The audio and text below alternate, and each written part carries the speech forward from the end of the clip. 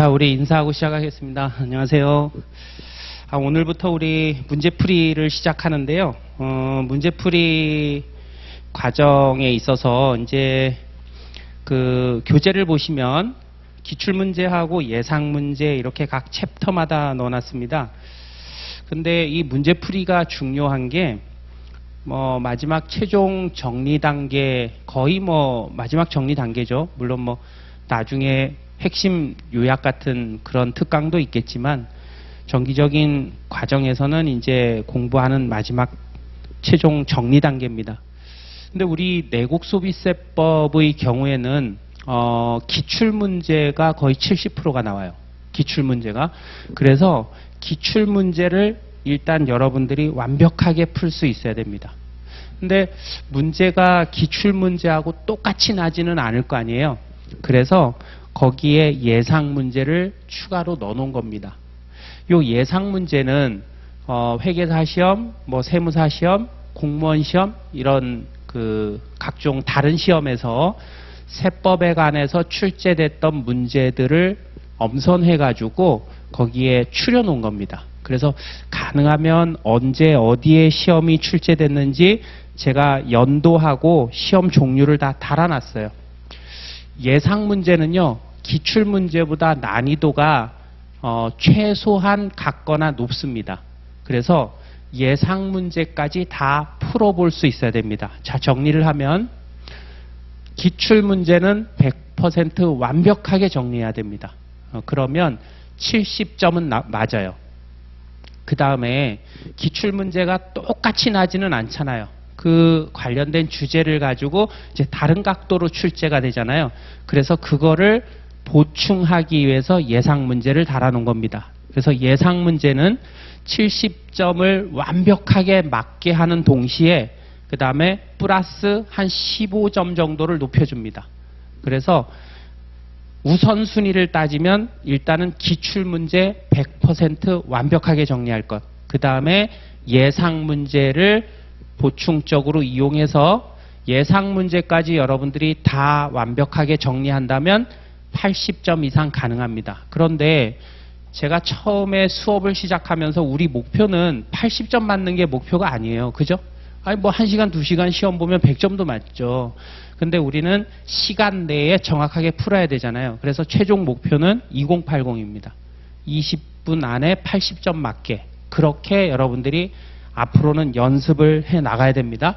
그래서 요 교재는 이렇게 구성이 되어 있고요. 그 다음에 그 문제풀이는 단권화를 보충해주는, 단권화를 완벽하게 갖춰주는 하나의 도구가 될 겁니다. 그래서 이 문제풀이집을 활용하는 방법은 머릿말을 참고하시면 됩니다. 머릿말에 이제 이 교재 활용법이라 그래서 서브노트와 연계한 단권화 완성, 이렇게 제가 머릿말에 넣어놨는데요. 어떤 내용이냐면 결국 단권화를 위해서 서브노트를 만들었잖아요. 그죠? 그래서 이게 상당히 얇아 보이지만 이것만 여러분들이 다 정리하면 90점 이상 나옵니다. 그래서 우리가 시험 보러 가기 전에 이 교재, 단권화 교재를 한 3시간, 4시간에 걸쳐서 한번 쭉 훑어보고 들어간다면 그러면 우리는 최선을 다해서 마지막까지 목표대로 정리를 한 겁니다. 그게 목표예요. 근데 이제 우리가 이론만 보면서 이거 완벽하게 내가 정리했다라고 할 수는 없잖아요. 그래서 내가 진짜 이론적으로 공부한 정리한 내용들을 실전에서 발휘할 수 있느냐, 제대로 내가 준비가 되고 정리가 됐느냐를 확인하는 게 문제풀이고요. 그래서 여러분들은 처음에 문제풀이를 할 때 그냥 각 챕터별로 문제풀이를 쭉 합니다. 그러면 맞는 것도 있고 틀리는 것도 있을 거 아니에요. 그러면 틀리는 거는 표시를 합니다. 그래서 1회독 할 때 틀린 거는 연필로 표시, 그 다음에 2회독 할 때 틀린 거는 파란색으로 표시, 3회독 할 때 틀린 거는 빨간색으로 표시, 4회독 하면서 틀린 거는 형광색으로 표시. 그렇게 여러분들이 색깔별로 표시를 하면서 계속 반복되면서 계속 틀리는 것들이 여러분들이 모르고 있는 부분입니다. 그래서 그 틀린 부분, 자신 없는 부분의 문제를 찢어요. 복사를 하던 이 교재를, 문제풀이집을 찢던 찢어서 서브노트 관련된 부분에 그 문제를 붙여놓는 겁니다. 그러면 나중에 결국 우리는 단거나 이거 서브노트로 할 거거든요. 그러니까 서브노트를 보면서 여러분들이 문제 풀면서 약했던 부분에 그 관련된 주제에 대해서 어떻게 문제가 출제되는지까지 한 번에 보는 거죠.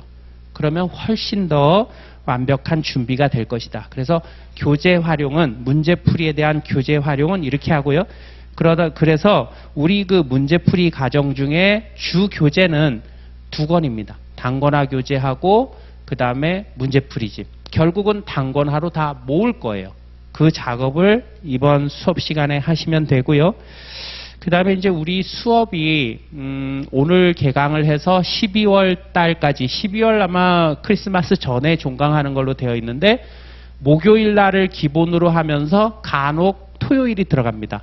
그래서 이번 주 토요일은 수업이 없고요. 다음 주 토요일, 다다음 주 토요일, 이렇게 10월 달은 21일, 28일 이렇게 토요일이 들어가 있는 걸로 제가 알고 있는데, 시간표를 잘 확인하셔서 수업 토요일 날, 목요일은 뭐 무조건 수업이 있고요. 토요일 날 수업이 있는 거 확인해서 여러분들이 계획을 세우셔야 됩니다. 그 다음에 이제 문제풀이는 수업을 할 때 어떻게 할 거냐면 처음부터 끝까지 다 풀지를 못합니다. 그래서 비슷한 문제나 그냥 여러분들이 개인적으로 풀 수 있는 문제들은 넘어가고요. 기본적이지만 함께 보면서 설명이 필요한 것 위주로 뽑아서 볼 겁니다. 그런데 여러분들은 수업 시간에 뽑아서 본 것만 복습하시면 안 됩니다. 무조건 다 풀어보셔야 된다. 전부 다. 그래서 마지막으로 정리를 하는 그런 과정으로 여러분들 시험 준비하는데 도움이 됐으면 합니다. 오리엔테이션 뭐 수업 진행 방법은 여기까지 하고 바로 우리 교재로 들어가죠. 먼저 이제 부가가치세법 기출문제 먼저 볼 거예요.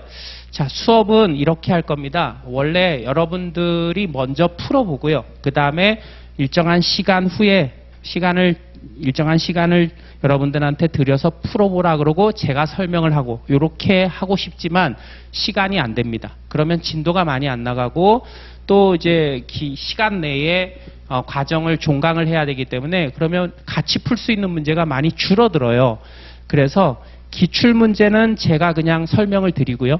쭉 뽑아서 설명을 드리고 예상문제 쪽에 가서 기출문제에 관련된 부분 한번 정리를 했으니까 이제 예상문제는 여러분들이 속도 내서 풀 수가 있겠죠. 그래서 예상문제 쪽에서는 가능한 여러분들이 수업 시간에 시간을 먼저 할애를 해서 여러분들한테 할애를 해서 먼저 풀어보고 그리고 제가 설명하고 이런 식으로 자 이번 문제풀이 시간의 목표는요. 수업 시간에 다 하자입니다. 수업 시간에 다 하자. 그래서 수업 시간에 제가 혼자 일방적으로 수업을 하는 게 아니라 여러분들이 같이 푸는 거예요. 저는 이제 말을 하지만 여러분들은 앉아서 수업을 하지만 여러분들이 주도적으로 푸는 겁니다. 왜 우리 고등학교 다닐 때 수학 시간이 되면 수학 좀 잘하는 녀석들은 선생님 수학 문제 푸는 거 안 보죠. 그죠? 자기가 혼자 막 풀죠. 그죠? 그래서 그렇게 여러분들이 공부하는 시간입니다. 그리고 반드시 복습을 하셔야 됩니다. 복습을 꼭 하셔야 됩니다. 1주, 2주 늦춰지면 그러면 따라오기가 힘듭니다. 그래서 그렇게 기출문제는 제가 다 설명을 혼자 하고요. 예상문제 쪽에서 여러분들이 풀어보는 시간을 갖도록 하겠습니다. 자, 먼저 이제 파트 1의 1절을 보는데요. 부가치세법 1절에 2번을 보겠습니다. 2번. 자, 29의 기출문제죠. 부가가치세에 관한 설명으로 옳지 않은 것은 시험을 볼 때 저는 이제 처음에 이게 여러분들도 그렇죠. 옳은 것은 옳지 않은 것은 이거를 좀 많이 놓치죠. 그죠? 그래서 처음에 문제풀이가 어색할 때는요. 요거 이제 이렇게 한번 읽어보고 그 다음에 내용을 보면서 요 문제를 잊어버립니다. 그런데 우리는 내국소비세법뿐만 아니라 모든 과목에서 뭘 물어보는지가 가장 중요한 거예요. 무엇을 물어보고 있는지가 가장 중요한 겁니다. 뭐 세법도 그렇고 회계학도 그렇고 관세법도 그렇고 무역영어도 그렇고 그죠? 여러분들 2차에서도 그렇죠. A를 물어봤는데 엉뚱하게 한참 써서 B를 써놓으면 이건 점수 안 나옵니다. 그러니까 뭐를 물어보는지를 여러분들이 꼭 놓치면 안 됩니다. 그래서 제가 처음에 이제 공부를 할 때요, 항상 저는 이렇게 밑줄을 치거나 이렇게 동그라미를 해서 여기 문제지에 표시를 항상 했습니다. 그래서 여러분들도 이게 잘 안 되는 학생들은 표시를 꼭 하세요. 그래서 안 하는 것보다 더 빨리 풉니다. 자, 옳지 않은 거 다 고르라 그랬죠. 모두 고르라 그랬습니다. 보니까 부가치세는 소매상의 판매 단계에서만 과세한다. 그런가요? 판매 단계에서만 과세되는 게 아니라 얘는 단단계가 아니라 다단계 과세 방식이죠. 그래서 모든 거래 단계마다 얘는 value added잖아요. 그죠? value added입니다. value added tax가 부가가치세이기 때문에 덧붙여진 가치가 있으면 그 가치에 대해서 세금을 때리는 게 부가가치세이기 때문에 판매 단계에서만 과세되는 거 아니죠. 그죠? 그 다음에 요 나가 조금 애매한 부분일 수 있었는데요. 당시에. 왜냐하면 우리는 소득세를 배우지 않았기 때문이죠. 그죠? 그래서 이 문제는 잘못 낸 겁니다. 요거는. 근데 일단은 기출이 한번 되고 노출이 됐기 때문에 또 나와도 또 낸다 그래도 그 사람을 욕할 수는 없겠죠. 이미 기출된 거니까. 그래서 요 문제를 한번 풀어보는 건데 혹시나 해서 부가가치세 과세기간은 1월 1일부터 6월 30날, 그 다음에 7월 1일부터 12월 31일까지 이렇게 되어 있죠. 과세기간이. 일반 과세자를 가정을 한 겁니다. 물론 뭐 간이과세자는 1월 1일부터 12월 31일까지겠죠. 그런데 소득세 과세기간은요. 무조건 1월 1일부터 12월 31일까지입니다. 그래서 얘 동일하다 그랬으니까 틀렸죠. 그죠? 그 다음에 다목을 보시면, 다항을 보시면 부가치세 과세 물건은 부가가치이므로 이렇게 되어 있는데 요 과세 물건하고 똑같은 말이 뭐냐면 과세 대상입니다. 과세 물건하고 같은 말이 뭐라고요? 과세 대상이라고요. 어떤 물건에 과세하니 이런 의미거든요. 어떤 대상의 부가치세를 과세하니 같은 말입니다. 그러면 부가치세 과세 대상은 뭐예요? 세 가지죠. 재화의 공급, 용역의 공급, 재화의 수입 세 가지입니다. 그런데 부가가치라고 했으니까 틀렸죠. 그죠? 부가치세 과세 대상은 재화의 공급, 용역의 공급, 재화의 수입입니다. 그래서 이건 틀렸고요. 공급이죠. 그 다음에 부가치세 과세 표준은 뭐예요? 일반 과세자를 가정했을 때 부가가치액이 아니라 시그마 공급가액이죠. 간이과세자는요. 시그마 공급 대가. 그죠? 요게 과세 표준입니다. 그러니까 얘도 틀렸네요. 보기 라가 조금 수준이 있는 질문입니다. 부가치세는 수출입 거래에 관한 국경세 조정에 대한 배려가 없다. 이렇게 되어 있죠. 국경세 조정했다는 거예요. 요 문항에서 얘기를 하는 게 수출입 거래에 대해서 국경세 조정을 했다는 얘기입니까? 안 했다는 얘기입니까? 안 했다는 얘기죠. 그죠? 그런데 국경세 조정에 대해서 우리가 배운 게 뭐예요? 생산지국 과세원칙과 소비지국 과세원칙을 배웠습니다. 그래서 서로 다른 나라와 거래를 할 때 수출입이죠. 그게. 다른 나라에 물건을 파는 게 수출이고 사오는 게 수입이니까 다른 나라 간에 서로 거래하는 거 수출입 거래입니다. 수출입 거래를 할 때 그냥 아무 조정을 안 하고 그냥 물건을 파는 게 뭐예요? 그게 생산지국입니다. 그러면 아무 조정을 안 해. 어떤 것도 고치지 않아. 그러면 부가가치세 때문에 가격 왜곡 현상이 발생됐죠. 그래서 우리나라를 비롯한 모든 나라들이 이거 안 하고 약간 조정을 해서 소비지국 과세 원칙을 했잖아요. 어떤 방식으로 조정을 했나요? 수출하는 물품에 대해서는 영세율을 적용하고 수입하는 재화에 대해서는 내국 물품하고 동일하게 과세했죠.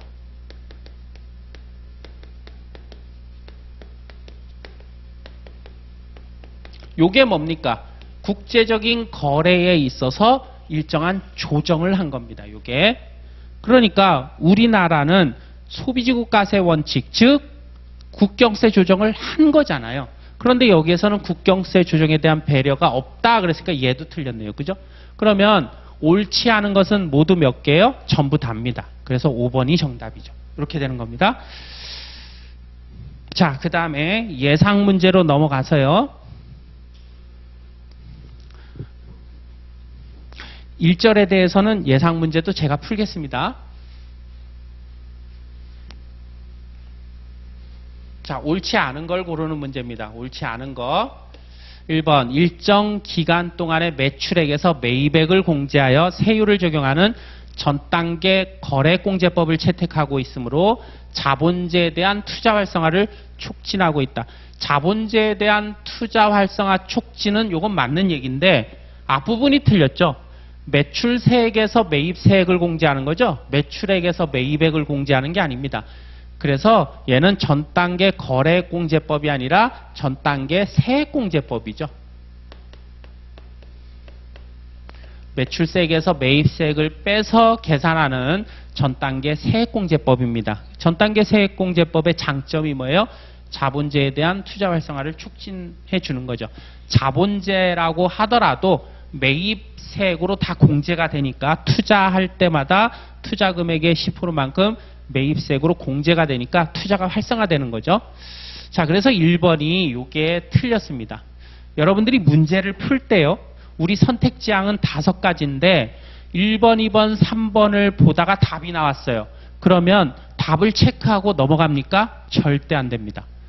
무조건 끝까지 읽어야 됩니다. 모든 과목이 다 마찬가지예요. 왜냐하면 내가 1번이 정답이라고 생각을 했을 때 이게 진짜 정답이면 나머지 2, 3, 4, 5번에 정답이 안 나와야 됩니다. 그러니까 이게 뭐예요? 검산하는 거야. 만약에 내가 1번으로 답을 찍었는데 2번, 3번, 4번, 5번 쭉 읽어보는데 또 답이 나와. 그러면 내가 뭔가를 틀린 겁니다. 그러니까 이게 한 문제를 가지고 검증까지 할 수 있는 아주 효율적인 방법입니다. 중간에 답이 나왔다 그래서 멈추면 절대 안 된다. 그래서 끝까지 보는 겁니다. 국제거래되는 상품에 대하여 소비지국가세 원칙, 앞 문제하고 비슷하죠. 그죠? 소비지국가세 원칙을 적용하고 있어요. 그래서 재화 수출에는 영세율, 수입 재화에 대해서는 내국 물품하고 동일하게. 이게 이제 국경세 조정하는 방식이죠. 맞고요. 세 번째, 부가치세 납세 의무자는 재화 용역을 공급하는 사업자지만 그 부담은 최종 소비자에게 전가되는 간접세다. 그러니까 부가치세는 간접세 특징을 가지고 있죠. 그죠? 그리고 납세 의무자는 사업자 또는 재화를 수입하는 자입니다. 그래서 맞는 얘기고 4번 부가치세는 국가가 부과하는 국세죠. 지방세 아니고 국세다. 5번 부가치세는 원칙적으로 모든 재화 용역의 소비에 대해서 과세하므로 일반 소비세다. 그렇죠. 주세나 아니면 개별 소비세처럼 특정 항목에만 과세하는 특정 소비세가 아니라 일반적인 재화 용역에 대해서 다 과세하는 일반 소비세입니다. 맞네요. 그죠? 그래서 1번이 정답이다. 자, 이제 총칙 2절로 넘어가는데 우리 그 부가가치세법은 다른 과목하고는 달리요. 총칙 부분이 어렵습니다. 일반적으로 총칙하면 뭐 개괄적인 내용이니까 다른 과목들은 뭐 할 게 별로 없잖아요. 그죠? 상식적으로 다 맞출 수가 있는데 그런데 부가가치세법에서는요. 총칙에서 5문제 정도가 출제가 되고요. 총칙 문제가 난이도가 그렇게 낮지 않습니다. 총칙이지만 중상 수준의 문제들이 꽤 있습니다. 그래서 여러분들 총칙을 놓치면 안 됩니다. 좀 내용이요. 고리타분합니다. 총칙이. 그렇지만 총칙에서 틀리면 절대 안 됩니다. 그래서 총칙 문제들 여러분들이 꼼꼼하게 다 풀어보시고요. 저는 2번을 보겠습니다. 27의 기출문제죠. 자, 이것도 옳지 않은 걸 고르는 거네요. 그죠? 납세의무자에 관한 설명으로 옳지 않은 거. 1번. 사업자가 부가치세 과세되는 재화를 공급하거나 용역을 제공하는 경우에는 공급 시 거래징수 여부에 관계없죠. 불문하고 당해 재화의 공급 또는 용역의 제공에 대하여 부가치세를 신고 납부할 의무가 있다. 그렇죠. 거래징수 여부 이런 거 안 따지죠. 두 번째, 과세 대상이 되는 행위 거래의 귀속이 명의일 뿐이에요. 사실상 귀속자가 따로 있으면 그러면 누가 부가치세 부담을 부담해야 됩니까? 납세 의무자가 돼야 됩니까? 실질과세 원칙에 따라 명의자한테 가는 게 아니라 실질 기속자한테 부가치세가 적용돼야 되죠. 그죠? 그래서 사실상 기속되는 자에 대해서 부가치세법을 적용합니다. 그러니까 세법은 형식주의가 아니라 실질주의예요.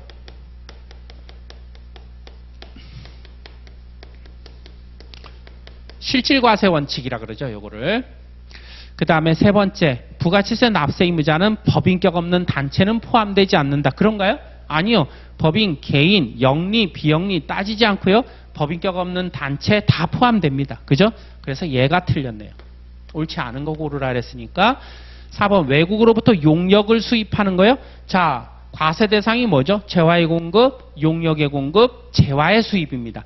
용역 수입하는 건 납세 의무자가 아니죠. 그죠? 그래서 맞는 얘기고.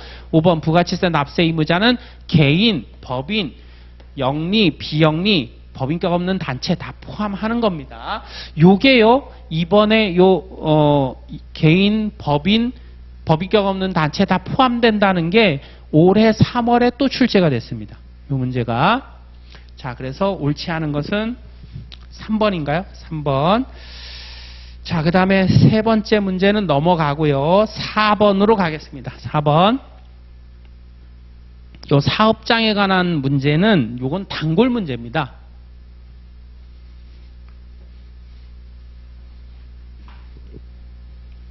자, 요것도 이제 옳지 않은 걸 고르는 건데요. 광업은 광업사무소 소재지죠. 그죠? 그 다음에 제조업은요. 최종 제품 완성 장소죠. 포장, 충전, 저유소 이런 것들은 최종 제품을 완성하는 장소로 보지 않습니다. 그죠? 맞네요. 건설업이에요. 건설업, 그 다음에 운수업, 부동산 매매업 얘들은요. 전국을 무대로 해서 사업이 이루어지는, 거래가 이루어지는 업종입니다. 그래서 얘들은 업무를 총괄하는 중심이 되는 그 장소를 사업장으로 하죠. 법인의 경우에는 등기를 하니까 그 업무 총괄 장소라는 용어 대신 등기부상 소재지를 사업장으로 하는 거고요. 개인은 등기 안 하죠. 그래서 업무 총괄 장소를 사업장으로 합니다. 그래서 맞는 얘기고. 부동산 임대업이에요. 원래 부동산 임대라는 거는 부동산 고정된 그 장소에서 거래가 계속 일어나기 때문에 얘하고 우리 비교해서 정리했었죠. 그죠? 이 업종하고 비교를 했었습니다. 그래서 얘는 그 부동산이 있는 부동산의 등기부상 소재지가 원칙적인 사업장인데, 다만 국가 등이 공급하는 부동산 임대업이나 부동산 산행의 권리만을 대여할 때는 업무 총괄 장소를 사업장으로 합니다. 그죠? 맞네요. 5번 무인 자동 판매기요. 얘는 판매기가 설치된 장소가 아니라 그랬죠. 업무 총괄 장소이어야 됩니다. 그런데 얘는 설치되어 있는 장소라 그랬으니까 얘가 틀렸네요. 자, 그 다음에 5번으로 갑니다.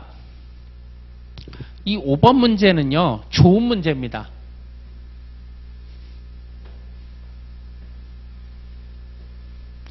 (27회에) 기출된 문제인데 아주 수준 있는 좋은 문제가 출제가 됐습니다. 자, 우리가 이 5번 문제를 풀려면요. 요게 뭔지를 알아야 됩니다. 납부세액에 더하거나 환급세액에 빼는 금액. 납부세액에 더하거나 환급세액에서 빼는 금액. 요게 뭘 의미하는지를 알아야 되는데 얘가 뭐예요? 가산세입니다. 가산세. 그래서 가산세에 관한 설명을 옳은 걸 찾아봐라 이런 얘기고요.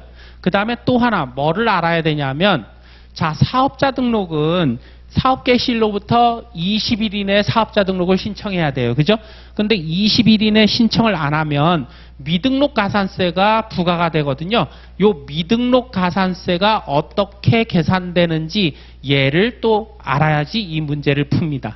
자, 그래서 지금 문제를 보시면 2월 1일 날 사업을 개시했는데 그러면 20일 이내니까 2월 21일까지 사업자 등록 신청해야 되잖아요. 그런데 얘는 4월 10일 날 사업자 등록을 신청했습니다. 그러면 의무 불이행이네요. 미등록 가산세가 적용되겠죠. 언제부터 언제까지요? 미등록 기간에 대해서 그 미등록 기간의 공급가액의 몇 프로? 1% 이렇게 적용하는 게 미등록 가산세잖아요. 자, 그러면 미등록 기간은요. 2019년 2월 1일부터 4월 10일 날 사업자 등록을 신청했으니까 이때부터는 법을 지킨 거죠. 못 지킨 거는 4월 9일까지가 되겠네요. 그죠? 요때까지에 미등록 가산세 어떻게 계산하죠? 요때까지에 공급가액에다가 몇 프로? 1%. 이렇게 계산하는 거죠. 그래서 요 두 가지를 알아야 요 문제를 풉니다. 그렇게 나와 있는 게 몇 번인가요? 5번이네요. 그죠? 그래서 2월 1일부터 4월 9일까지의 공급가액의 1%에 해당하는 금액이 요게 가산세다. 그래서 요거 아주 좋은 문제입니다. 자, 그 다음에 7번으로 넘어가서요. 7번은 요거는 우리 수업 시간에 강조를 했던 부분입니다. 그래서 해설을 먼저 보면요. 이 총괄납부 사업자의 경우에 사업자 등록 정정 사유가 생겼을 때 그 정정, 변경 신청서를 어느 관할에다가 제출하느냐, 요게 시험 문제에 자주 출제가 됩니다. 그리고요, 난이도는 중정도 난이도입니다. 자, 우리 정리를 먼저 하면 우리 수업 시간에 어떻게 정리했나요? 신설, 그 다음에 변경, 그 다음에 정정 사유가 생겼으면 그 해당 사유가 생긴 관할 세무서장한테. 그죠? 다만 사업자 등록 정정 사유 중에 뭐요? 대빵이 바뀐 거, 대표자가 바뀐 거. 그래서 얘 대표자가 바뀐 경우에는 얘는 대표자니까 주된 사업장 관할 세무서장에게 제출하는 겁니다. 그 다음에 총괄납부 대상에서 제외하거나 추가하는 거죠. 총괄납부 대상에서 제외하거나 추가하는 겁니다. 그 경우에는 총괄납부를 하는 주된 사업장 관할 세무서장에게 변경 신청을 하면 되고, 그 다음에 하나 더 추가로 변경 신청을 이렇게 하면은 신청서 제출한 그 과세기간부터 변경사항이 적용되는 겁니다. 이렇게. 그래서 우리가 키워드 중심으로 이렇게 정리를 했습니다. 조금 더 세부적으로 볼게요. 자, 종된 사업장을 신설합니다. 뭐를요? 종된 사업장을. 그러면 그 신설하는 종된 사업장 관할 세무서장한테 변경 신청서 제출하는 겁니다. 종된 사업장이 있었어요. 그런데 얘를 주된 사업장으로 변경하려고 합니다. 그러면 그 변경하려는 주된 사업장으로 변경하려는 사업장 관할 세무서장에 제출하면 되겠죠. 그죠? 그래서 얘가 A라는 종된 사업장이었는데 얘를 주된 사업장으로 바꿀 거예요. 그러면 여기에다가 제출하면 된다는 겁니다. 어쨌든 뭐 같은 관할일 테니까, 같은 관할 세무서장일 테니까. 그 다음에 사업자 등록 정정 사유가 생겼을 때는 그 정정 사유가 발생한 관할 세무서장한테 제출하는데, 정정 사유 중에 대빵이 바뀌면 대빵 세무서장한테 제출하면 되는 겁니다. 그 다음에 일부 종된 사업장을 총괄납부 대상에서 제외하거나 총괄납부 대상에 추가하려고 하면, 그러면 주된 사업장, 총괄이니까 주된 사업장 관할에다가 변경 신청서를 제출하는 건데, 얘 4번, 5번하고 1번하고 헷갈리면 안 됩니다. 종된 사업장을 신설하는 경우와 추가 제외하는 경우를 헷갈리면 안 됩니다. 그래서 요 내용이 시험에 출제가 자주 되고 있습니다. 자, 관련한 문제가 이제 7번 문제인데요.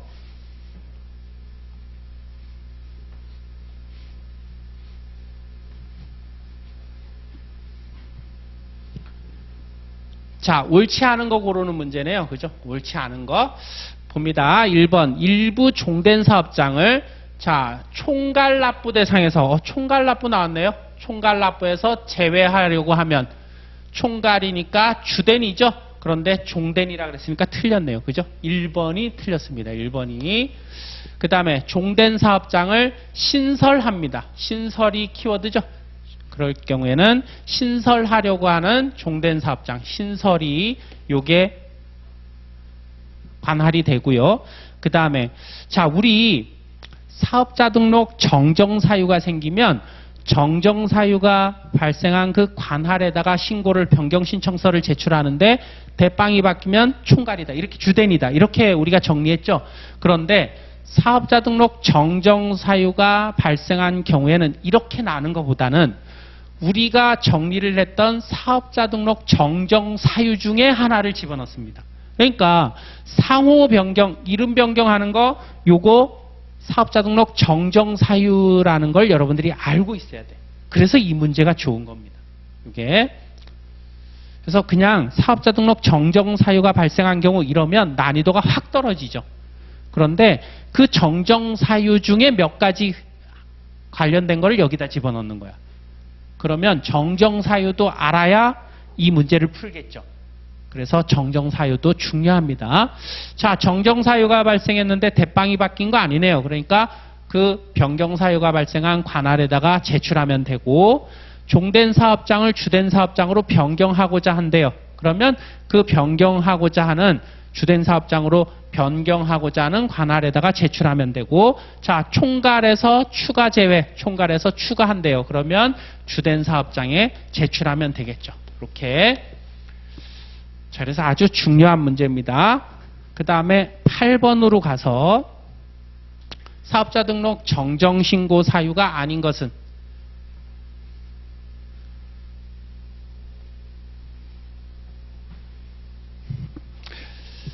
자, 사업자 등록 정정 사유 아닌 것은 몇 번이 정답일까요? 1번이죠. 그죠? 요거 주의하셔야 됩니다.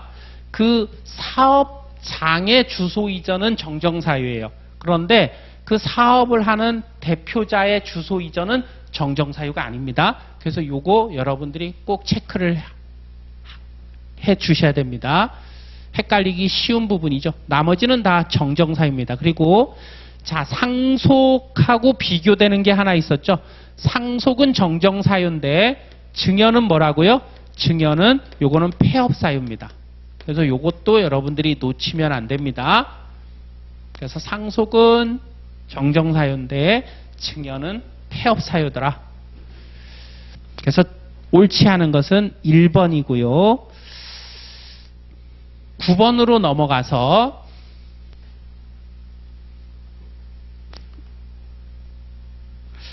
9번 문제는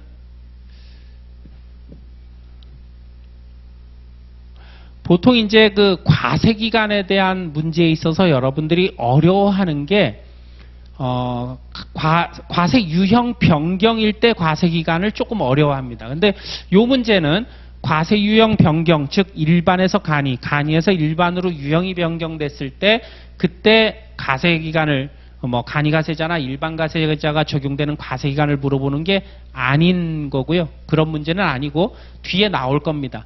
그래서 요거는 그냥 평범한 문제인데 과세기간, 과세 유형 변경에 따른 과세기간 문제가 나오면 그냥 눈으로 봐서 해결이 안 된다 그러면 그려보세요. 그래서 그거는 뒤에서 한번 연습을 해보겠습니다. 과세기간에 대한 문제요. 요것도 굉장히 자주 출제되는 주제 중에 하나입니다. 그런데 난이도는요. 하입니다. 하. 이거 놓치면 절대 안 되는 거예요. 그래서 이거 어려워하면 야 나는 이런 부분이 굉장히 어려워 라고 하면 그림을 그려보세요. 그래서 몇 번 그렇게 하다 보면 이제 익숙해질 겁니다. 자, 일반적인 얘기니까요. 9번은 한번 같이 보겠습니다. 사업자가 폐업을 하는 경우 과세기간은 원칙적으로 폐업일이 속하는 과세기간 개시일로부터 폐업일까지죠. 그죠? 맞는 얘기고 사업자가 간이가세 포기를 했어요. 자, 그러면 우리 간이가세 포기와 관련해 가지고 우리 연습한 거 있죠. 포기 신고 언제 했죠? 3월 7일 날 간이가세 포기 신고했잖아요. 그죠? 그러면 우리 과세기간 어떻게 정리를 했나요? 1월 1일부터 자 여기가 3월 7일입니다. 간이가세 포기 신고일이에요. 그러면 간이가세 포기는 달 기준이니까 3월 31일까지 그 포기 신고가 속하는 달의 말일까지 포기 신고일이 속하는 달의 말일까지가 간이가세가 되는 거죠.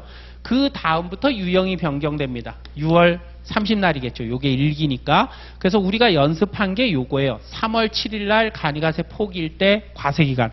그러면 1월 1일부터 3월 31일까지 요거는 간이가세자가 되고요. 그 다음에 4월 1일부터 6월 30날까지 요거는 일반과세자가 되잖아요. 그죠? 여러분들 간이가세 포기 문제가 나오면 요 예를 기억합니다. 3월 7일 날 포기했을 때 과세기간 어떻게 했지? 아, 이렇게 했지. 그래서 1기가 과세기간이 2개가 되는 거야. 1월 1일부터 3월 31일까지는 간이가세의 과세기간. 4월 1일부터 6월 30날까지는 일반과세자의 과세기간. 각각 하나의 과세기간으로 하는 겁니다. 그래서 그림을 그릴 줄 알면 됩니다. 자, 볼게요. 삽자가 간이가세 포기함으로써 일반과세자가 되는 경우. 자, 그리고 우리가 유형이 변경되게 되면 써먹던 써먹지 않던 어떻게 해라? 유형 변경을 문제지에 표시해라. 그죠? 그래서 간이가세 포기해가지고 일반과세자가 변경됐잖아요. 이렇게 표시하는 겁니다. 써먹던 써먹지 않던 습관적으로. 자, 이렇게 됐어요? 그러면 간이가세 포기 신고일이 속하는 과세간 개시일부터, 그러면 우리 예서는 얘가 1월 1일이겠네요. 그죠? 이때부터 신고일이 속하는 달의 말일까지, 우리 예서는 3월 31일까지네요. 그죠? 그 기간과 그 다음에 신고일이 속하는 달의 다음 달 1일, 얘는 4월 1일이고 해당 일이 속하는 과세기간 종료일, 얘는 6월 30날이네요. 그죠? 얘 기간을 각각 하나의 과세기간으로 한다. 맞네요. 그죠? 앞부분은 간이가세, 뒷부분은 일반과세. 참고적으로 설명을 하면, 자, 이렇게 3월 7일 날 간이가세 포기를 하잖아요. 그러면 마지막 간이가세자의 과세기간은 언제부터 언제까지예요? 1월 1일부터 3월 31일까지입니다.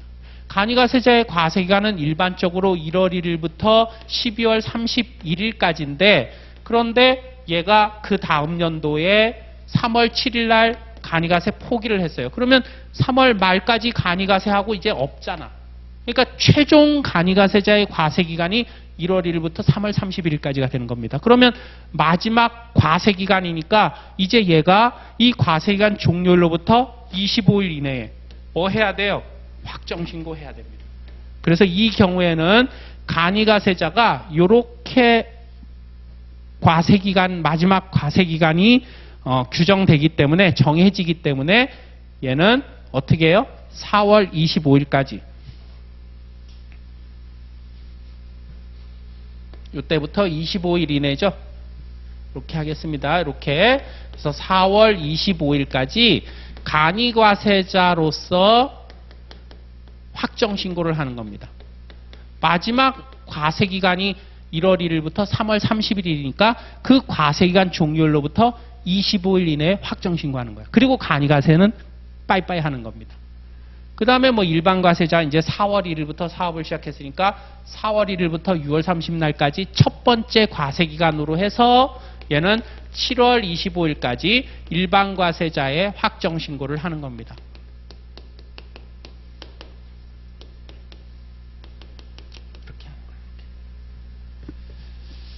자, 그 다음에 세 번째, 사업자가 폐업을 했어요. 그러면 폐업일은 원칙적으로 폐업신고서 접수일이다. 그런가요? 아니요. 얘는 형식적인 거잖아요. 그죠? 그러니까 원칙적으로는 실질적으로 폐업한 날이 폐업일입니다. 실질과세 원칙에 따라서. 그래서 실질적으로 폐업한 날입니다. 그런데 실질적으로 폐업한 날이 불분명해요. 그러면 어쩔 수 없이 폐업신고서 접수는 했겠지. 폐업신고서 접수일로 가는 겁니다. 그래서 우리 세법에서는 여러분들이 높은 점수, 좋은 점수를 얻기 위해서는 어떻게 정리를 해야 된다? 항상 원칙과 예외로 구분해서 정리를 해야 됩니다.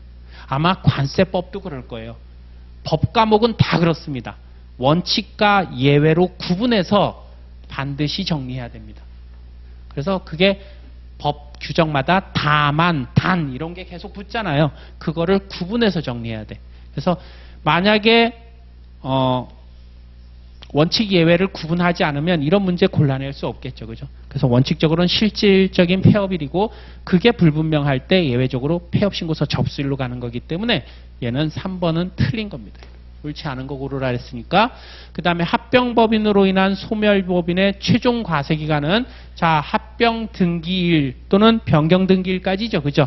그래서 그 과세기간 개시일로부터 합병 등기를 한 날 합병 등기를 얘기하죠. 요때까지고요. 그 다음에 신규 사업자의 최초 과세기간은 사업 개시일로부터 그날이 속하는 과세기간 종료일까지가 최초 과세기간이 되겠죠. 그런데 이 괄호 안에도 재밌습니다. 사업 개시일 전에 등록 신청한 경우는 아니다라고 한 이유는요. 자, 신규 사업자는 사업 개시일로부터 그날이 속하는 과세기간 종료일까지가 최초 과세기간인데 만약에 사업 개시일 전에 사업자 등록을 신청했으면 그러면 카운트가 시작되는 그 날이 사업 개시일이 아니라 사업자 등록 신청일이 되잖아요. 그래서 이렇게 괄호 안에 넣어준 겁니다. 알고 보면 상당히 이거 상당히 생각했다 이런 그 느낌이 들죠. 그죠? 그래서 9번 문제 같은 거는 여러분들이 놓치면 안 됩니다. 기본적인 내용이고요. 자, 그 다음에 11번으로 가서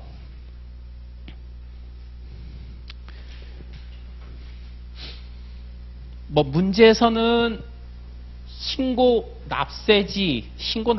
납세지라고 나왔는데 요 사업장에 관련된 문제죠. 그래서 총칙에서요. 사업장에 관련된 문제, 과세기간에 대한 문제, 납세 의무자에 대한 문제, 단골입니다. 꼭 기억을 하고 있어야 돼요. 그래서 옳지 않은 거를 고르라 그랬습니다. 납세지에 대한 문제입니다.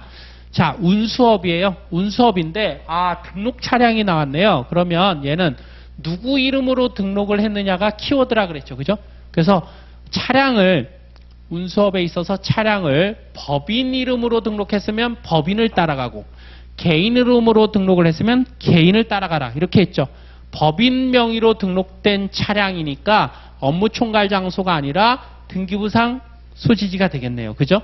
그래서 얘가 틀렸고요.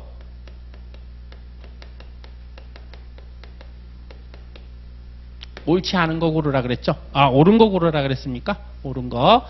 그 다음에 수자원 개발하여 공급하는 사업, 이거 공기업이잖아요. 공기업일 때는요, 업무 총괄 장소라 그랬죠? 국가 등일 때는 업무 총괄 장소라 그랬습니다. 주사업장 총괄 납부의 경우, 자, 얘는 뭐를 총괄하는 거예요? 납부만 총괄하는 겁니다. 그런데 지금 세무조사해가지고 결정 경정을 한다 그랬죠? 그러면 이거 주된 사업장에서 하면 안 되죠? 각 사업장에서 해야죠. 왜냐하면 이건 총괄 대상이 아니니까. 그죠? 그래서 결정 경정은 각각의 사업장 관할 세무서장이 하는 겁니다. 자, 직매장은 얘는 사업장이지만 하치장은 사업장 아니죠. 보관만 하는 장소니까. 그 다음에 5번 사업자 단위 과세 사업자가 각 사업장별로 신고 납부하려는 경우 그 납부하려는 과세기간 시작 후 20일 이내에 사업자 단위 과세 포기 신고서를 사업자 단위 과세 적용 사업장 관할 세무서장에게 제출해야 된다. 맞습니까?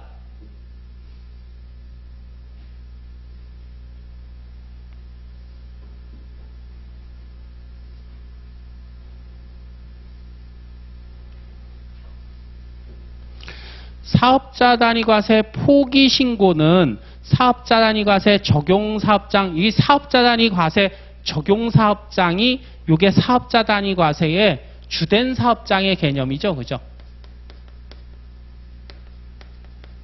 주된 사업장의 개념입니다. 그런데 보통 이제 우리가 총괄 납부를 적용하거나 아니면 포기를 할 때는 그 과세기간 시작 후 20일 이내가 아니라 과세기간 개시 20일 전이죠. 그죠? 그러니까 이게 과세기간이 이렇게 있으면 내가 이 과세기간부터 포기를 하거나 아니면 사업자 단위 또는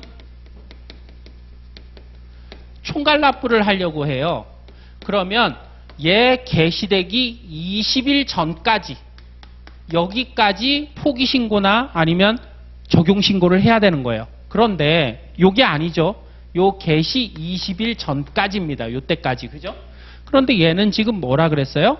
그 납부하려는 과세기간 시작 후 20일 이내니까 얘 틀렸죠. 그죠? 그래서 옳은 걸 고르라 그랬으니까 2번이 정답이네요. 수자원 개발 공급하는 사업의 경우요. 공기업 국가 등이니까 업무 총괄 장소가 맞죠. 그죠? 그래서 사업장에 대한 문제, 납세지에 대한 문제, 요거 단골이다. 자, 그 다음에 13번으로 넘어갈게요.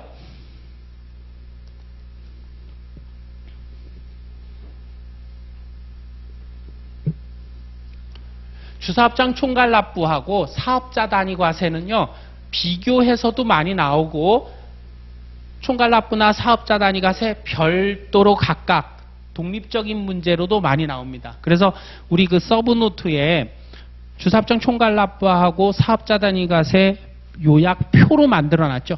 그 비교표를 만들어 놨는데 그거 다 알고 있어야 됩니다. 그게 난이도는요, 중하 수준입니다. 얘는. 그래서 절대 틀리면 안 된다. 자, 옳은 것을 모두 고르는 문제네요. 그죠? 보겠습니다. 법인은 주사업장 총괄 납부 제도에 대한 거죠. 그죠? 법인은 총괄 납부일 때는 지점도 총괄 납부 사업장, 주된 사업장으로 할 수 있습니다. 그러나 사업자 단위 과세일 때는 지점 안 되는 거죠. 근데 총괄 납부의 경우에 개인은 어때요?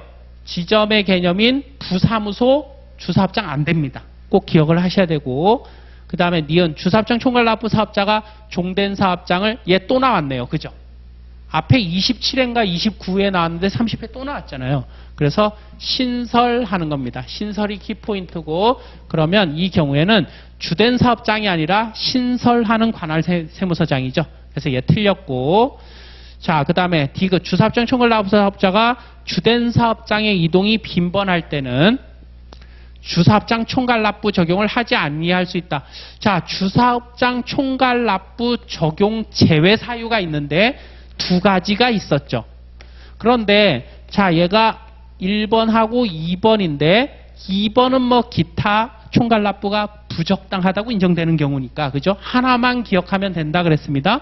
자, 얘가 뭐예요? 제외 사유가 주된 사업장 이동이 빈번한 경우인가요? 아니죠, 그죠? 주사업장 적용이 어려운 경우, 주된 사업장 적용이 어려운 경우입니다. 아, 주된 사업장 이동이 제가 지금 잘못 얘기했네요. 다시 설명을 하겠습니다. 얘가 주사업장 총괄 납부 적용 제외 사유가 두 가지가 있는데, 그 중에 1번, 2번 두 가지가 있는데, 2번은 기타 주사업장 적용이 불가능하거나 어렵다고 인정되는 경우고, 첫 번째가 뭐예요? 첫 번째가 주된 사업장의 이동이 빈번한 경우죠. 그죠? 요게 첫 번째입니다. 그래서 얘는 적용 제외 사유는 결국 요거 하나만 기억하면 된다 그랬습니다. 주된 사업장 이동이 빈번한 경우, 그리고 기타 총괄 납부 적용이 불가능한 경우, 이렇게 두 가지다. 그러니까 요거는 여러분들이 기억을 두시면 되겠습니다. 한 가지만 기억을 하면 되겠죠. 그래서 디귿은 맞는 얘기고, 리을 주된 사업장에서 총괄하여 납부하려는 자는 납부하려는 과세관 개시 20일 전에 주사업장 총괄 납부 신청서를 주된 사업장 관할 세무서장에 제출하여야 한다.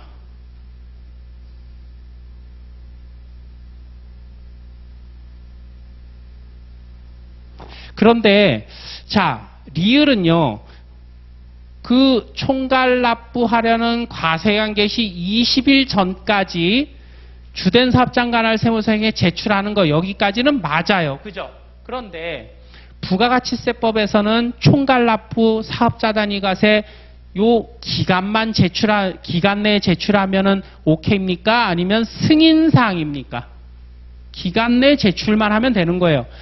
우리 개별소비세법에서는 총괄 납부할 때 요 기간 내에 제출하고 승인까지 받아야 되지만, 부가가치세법에서는 승인사항은 아니다. 그죠? 그래서 리을은 앞부분은 맞지만 승인받아야 된다라고 해서 이게 틀렸네요. 그죠? 그래서 옳은 것은 기억 디귿 2번입니까? 2번이네요. 13번 문제 잘 정리를 해 두시고, 그 다음에 14번 문제 보겠습니다.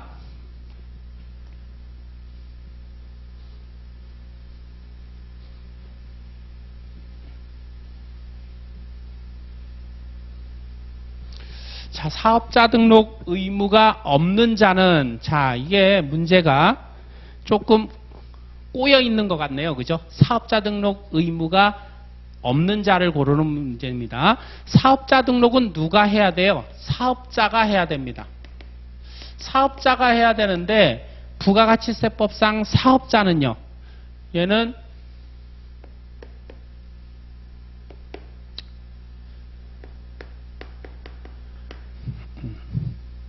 이렇게 할게요. 부가가치세법상 사업자는 얘는 과세사업자를 얘기합니다. 면세사업자는 부가가치세법상 사업자 아니죠. 그래서 면세사업자 얘는 사업자 등록 의무가 없습니다. 그죠? 자, 그런데 부가가치세법상 과세사업자는요, 얘는 일반과세자도 과세사업자고요, 간이과세자도 과세사업자입니다. 그리고 일반과세자, 간이과세자 얘 공이 다 뭐예요? 영세율 적용 가능합니다. 우리 왜 이런 거 정리했잖아요. 영세율 적용 사업자는 부가가치세법상 납세의무자지만 면세사업자는 납세의무자가 아니다. 그죠? 그래서 이렇게 우리가 정리를 할 수가 있겠네요. 그러면 우리 이거 한번 생각을 해봅시다. 사업자 등록 의무가 있는 자를 고르는 건데 내가 일반 과세자예요. 그러면 나 사업자 등록 해야 되죠. 그죠? 자, 내가 간이과세자입니다. 나 사업자 등록 해야 되죠.